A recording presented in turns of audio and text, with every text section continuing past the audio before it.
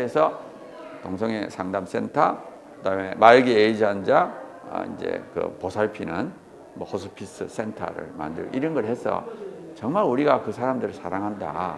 그렇지만 우리가 그 행위는 우리가 반대하지 사람을 절대 반대하는 것이 아니다는 것을 조금 말이 아니라 말로 하는 거는 에이 말만 하는 일인데 실제로 프로젝트를 좀 해서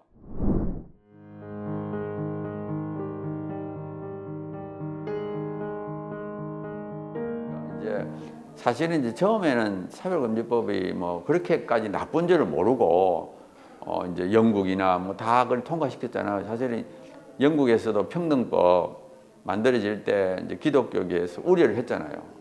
정말 그게 되면 이러이러한 문제가 생기지 않겠습니까? 하니까 정부는 절대 그런 일이 없다.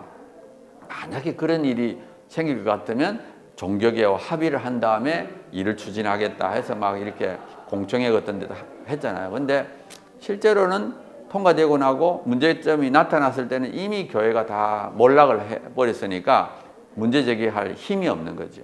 그러니까 이미 이제 통과되고 나서 문제가 드러날 때는 문제는 뭔가 하면 그거를 이길 만한 파워가 없어져 버린 거예요. 그러니까 파워를 손실해 버리니까 이제는 알아도 뭐 어떻게. 그러니까 지금은 아마 많은 사람들이 이제 마음속으로는 이제 그런 것을 갖게 된 거예요. 근데 문제는 뭔가 하면 이거를 마음속에 있는 걸 표출하면은 처벌하는 법이니까. 그러니까 이거를 이제 그러니까 쉽게 말하면 독재죠, 독재 사회로 간 거죠. 독재가 시작되기 전에는 마음대로 말을 할 수 있지만 독재가 시작됐기 때문에 자기 마음인 걸 표현을 못 하는 거예요. 뭐라니까 이제 그 마음속으로만 이렇게 곱는 거죠.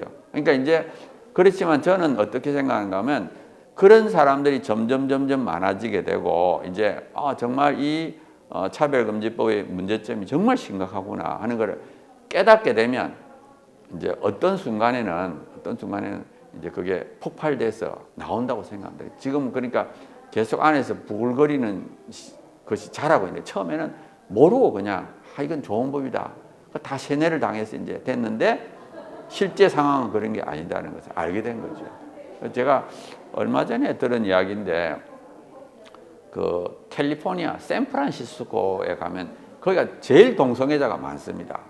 근데 제일 많으니까 학교에서도 그거를 이제 자꾸 정당화하는 활동이 많이 일어나요. 그러니까 그 샌프란시스코 사는 이제 일반인들, 동성애자 아닌 사람들이 이제 자기 자녀의 문제이기 때문에 이제는 오히려 적극적으로 학교 운영위원회나 이런 데 참여한다는 말을 들었어요. 그러니까 쉽게 말하면 이제 다른 지역도 아니고 이제 샌프란시스코에 사는 시민들까지도 야, 이게 진짜 문제구나. 이게 나의 자녀에게 영향을 미치는 문제구나 하는 걸 깨닫게 된 거예요. 그러니까 그런 움직임이 이제 전반적으로 나타나고 있죠. 그러니까 사실은 이제 미국은 그래도 그런 움직임들이 많이 나타나고 있고, 예를 들어서 사실은 이제 차별금지법의 폐해를 많이 알고 있으니까 미국에서는 또 그 요즘 들어서는 또 판결도 오히려 종교의 자유를 인정하는 판결들이 많이 나오고 있거든요.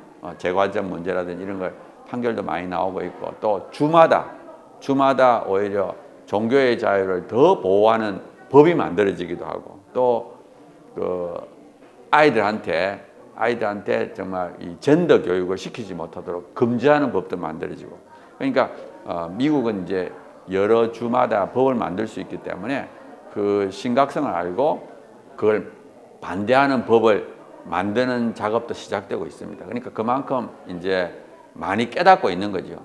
근데 유럽은 오히려 더 심각한 상태지만 이거는 이제 오히려 힘이 더 없는 그런 좀 아주 불행한 사태에 간 거죠. 그렇지만 저는 그런 상태가 지속되면은 결국은 이제 국민의 과반수 이상이 그걸 깨닫게 되는 순간에 다시 변화가 생긴다고 봅니다. 예, 예.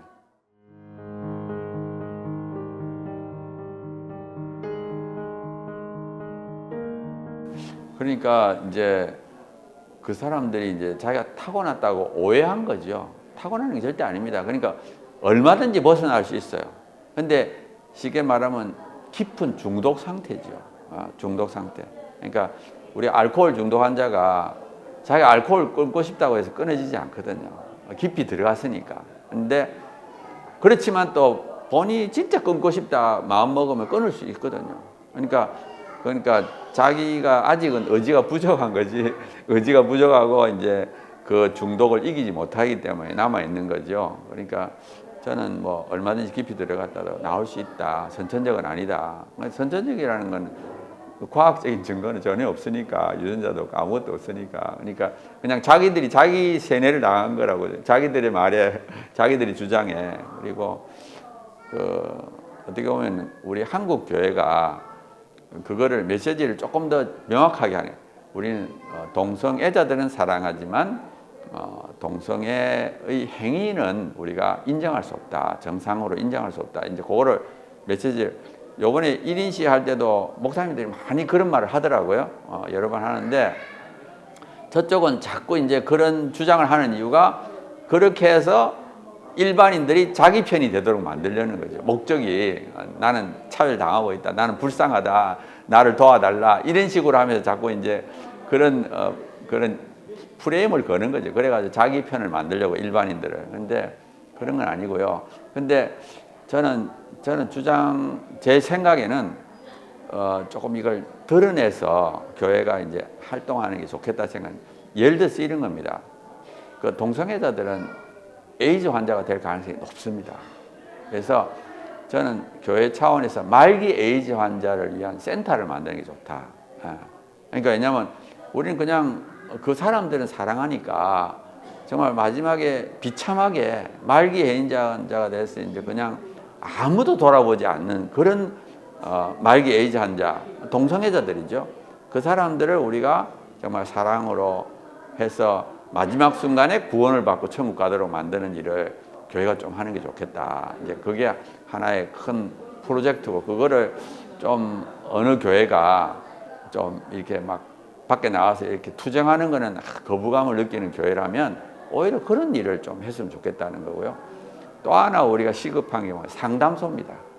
거기서부터 빠져나오고 싶어하는 그 동성애자들을 도와주는 일. 그러니까 아까 말했던 대로 얼마든지 그분들이 마음만 먹으면 찾아와서, 그러니까 동성애 상담센터를 좀 활성화시켜서, 뭐 그거는 한 교회만 하니까 여러 교회가 해도 되고요. 그래서 동성애 상담센터, 그다음에 말기 에이즈 환자 이제 그 보살피는 뭐 호스피스 센터를 만들고 이런 걸 해서 정말 우리가 그 사람들을 사랑한다. 그렇지만 우리가 그 행위는 우리가 반대하지, 사람을 절대 반대하는 것이 아니라는 것을 조금 말이 아니라 말로 하는 거는 말만 하는 일인데 실제로 프로젝트를 좀 해서 좀 했으면 좋겠다 생각하고요. 좀 그런 생각이 있습니다. 예.